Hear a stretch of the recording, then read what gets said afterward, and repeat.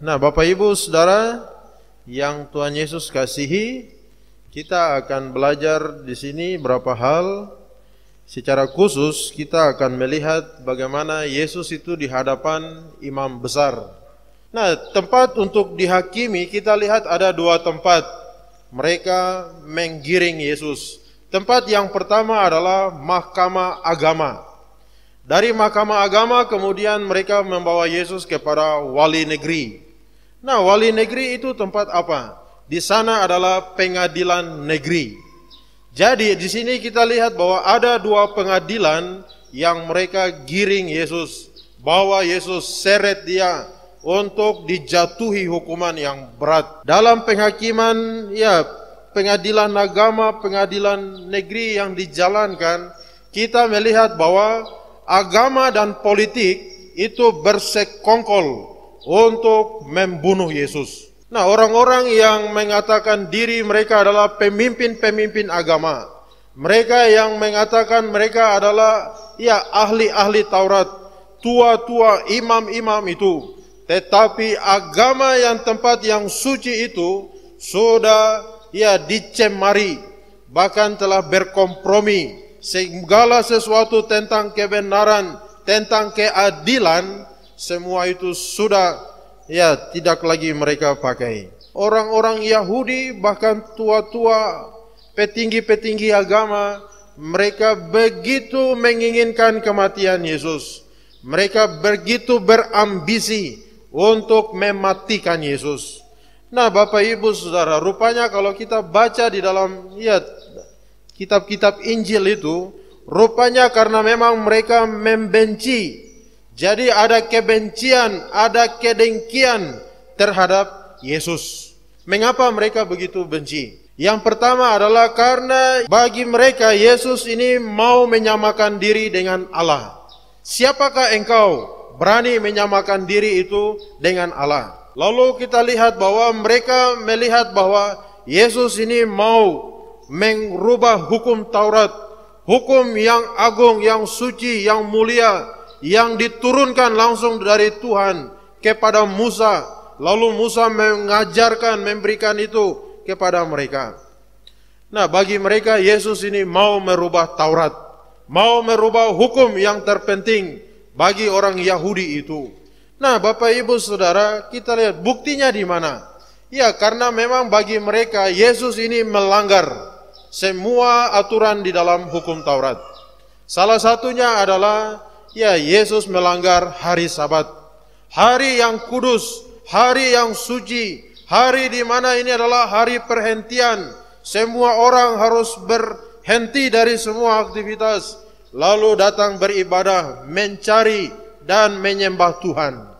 Tetapi kita lihat waktu Yesus hadir, Yesus menyembuhkan orang pada hari Sabat.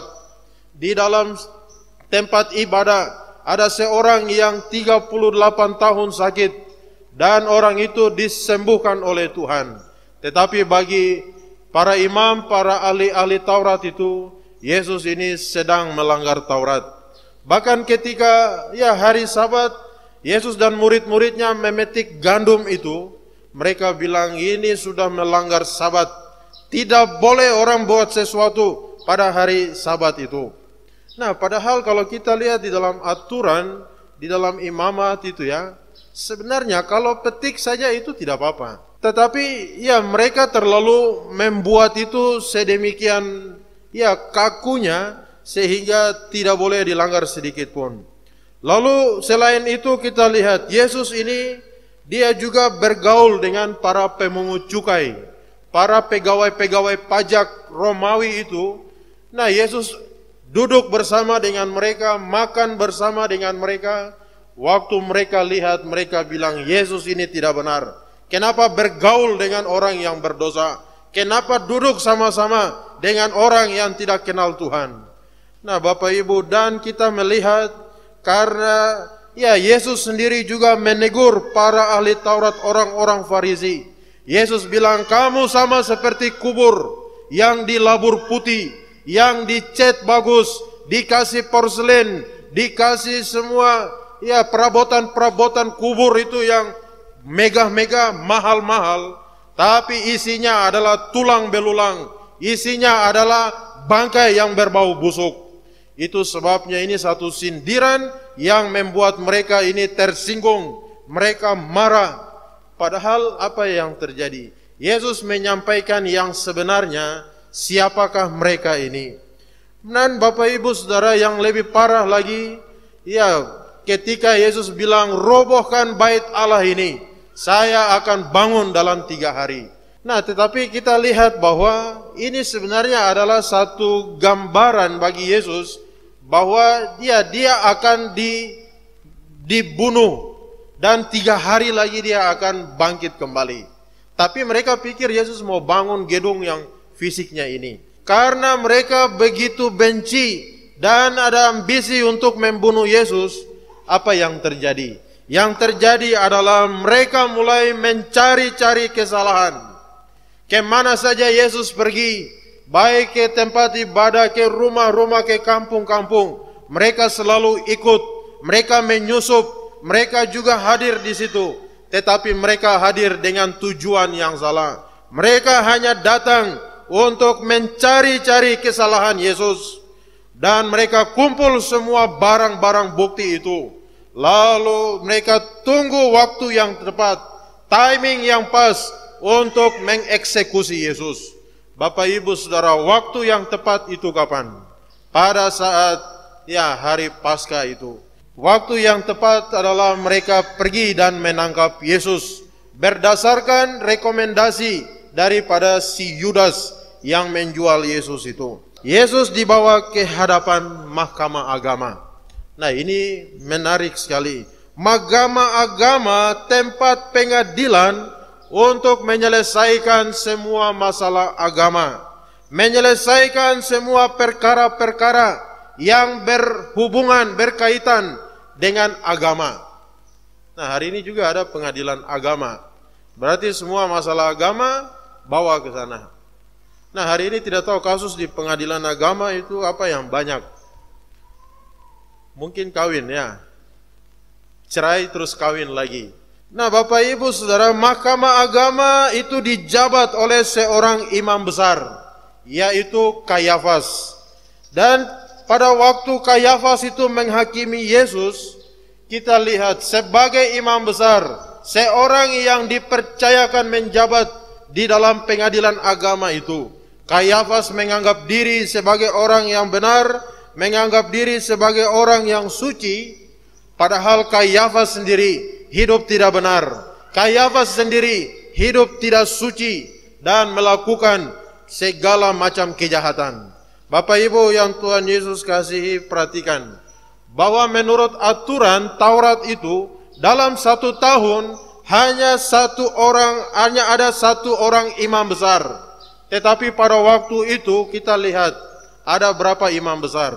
Nah, di sini kita lihat seharusnya dalam 1 tahun hanya ada 1 imam besar. Tetapi pada waktu itu kita lihat di samping Kayafas juga ada imam besar yang lain. Siapa dia? Yaitu Hanas. Kok bisa ada Kayafas lalu juga ada Hanas? Nah, rupanya Bapak Ibu Saudara, kita lihat di sini ada imam besar 1 kali. Karena memang yang satu adalah mertua, lalu yang satu adalah menantu. Nah, kenapa bisa demikian? Ini tidak boleh terjadi. Ini seharusnya tidak boleh demikian. Tetapi kita lihat ini adalah nepotisme yang sedang dijalankan. Ini tidak benar dan ini adalah dosa. Tetapi kenapa bisa demikian? Karena memang agama itu sudah dipelintir, agama itu sudah disalahgunakan, sudah tidak sebagaimana mestinya. Jadi kita lihat pada waktu Kayafas mengadili Yesus, kita lihat bagaimana orang berdosa, orang yang tidak benar menganggap diri suci, dia sekarang mengadili Yesus, mengadili seorang yang tidak bersalah apa-apa. Rupanya Bapak Ibu Saudara, di tempat yang paling agung, tempat yang terhormat itu, pengadilan agama, seorang imam besar di sana. Tetapi tempat itu kita lihat telah terjadi suatu permainan gelap, suatu persekongkolan yang begitu hebat, yang ditunggangi oleh kepalsuan, ditunggangi oleh segala dusta, ketidakbenaran ada di sana. Kong kali kong ada di sana. Semua orang sudah kerjasama satu dengan yang lain. Perhatikan di dalam Matius yang tadi kita baca, Matius 26 itu, lihat ayat 59. Imam-imam kepala malah seluruh mahkamah agama mencari kesaksian palsu terhadap Yesus supaya ia dapat dihukum mati. Tetapi mereka tidak memperolehnya, walaupun tampil banyak saksi-saksi dusta. Lalu nanti ada dua orang yang mereka pakai itu ya. Perhatikan bahwa mereka sendiri mencari-cari kesaksian palsu. Semua orang saksi-saksi itu, semua mahkamah agama, orang-orang yang di pengadilan itu, semua pakai ya kesaksian-kesaksian palsu, kesaksian dusta, kesaksian yang tidak benar, tapi itulah yang mereka pakai. Tujuannya apa? Supaya Yesus bisa dihakimi, supaya Yesus bisa dijatuhi hukuman mati. Nah, Bapak Ibu yang Tuhan Yesus kasihi, melalui pancingan Yesus, apakah engkau ini anak Allah? Yesus bilang, engkau sendiri telah mengatakannya.